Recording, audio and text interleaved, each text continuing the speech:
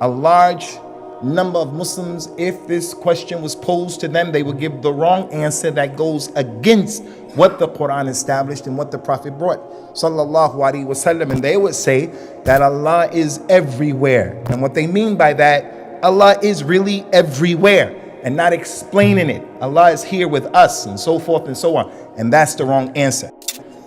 In the Quran, there are 7 ayat, 7, showing that it's been repeated so many times. 7 ayat describing to us where Allah is, in the same way that He subhanahu wa ta'ala is mustawin ala al-arsh. He said in the Quran subhanahu wa ta'ala, Allahu alladhi khalaqa as-samawati wal-arda wa ma baynahuma fi sittati ayamin thumma istawa ala al-arsh. It is Allah, your Lord, Allah is the one who created the heavens, and He created the earth, and then He went above His throne. Another way, another tariqah that we know that Allah Azza wa Jal is above His throne is the word in Arabic, which is al-fawqiyah. That ayat of the Quran and ahadith, many, they describe that that Allah Azza wa Jal is above.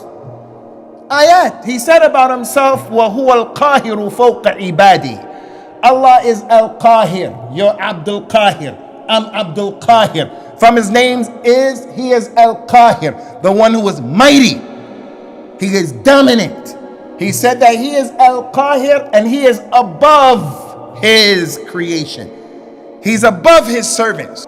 In addition to that, there are many ayat and ahadith, Quranic ayat, that describe the su'ud, that the things go up to Allah.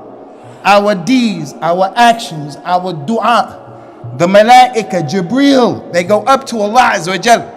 All of those ayat that talk about the inzal and the tanzil and the nuzul, all of those ayats that talk about things coming down, they are points and indications that Allah is above. Isa is going to come down.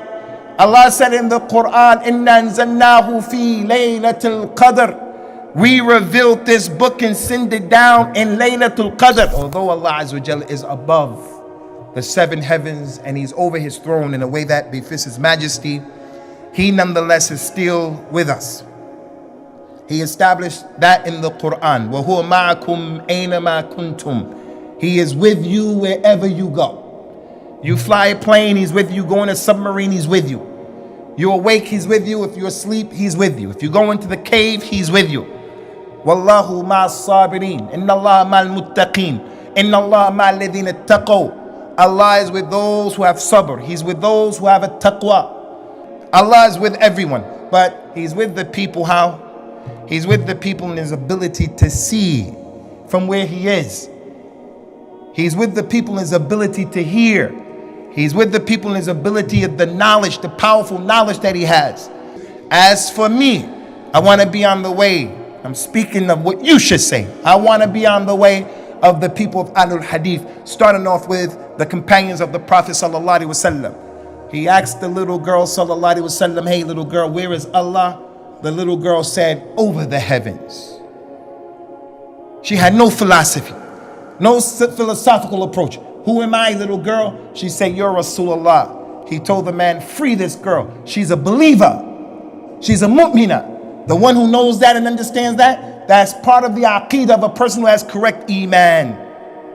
Another thing, when you're in sajda and you're saying, Subhana Rabbiyal A'la, Subhana Rabbiyal A'la, you have your head on the ground. And you're saying, glory to Allah, the Most High, Al-A'la. That's from the proofs and the dalil that Bani Adam is going to be humble and put his head on the ground to establish the ubudiyya of Allah, the servitude. We are slaves to Allah, who is above the 7 heavens, over His throne.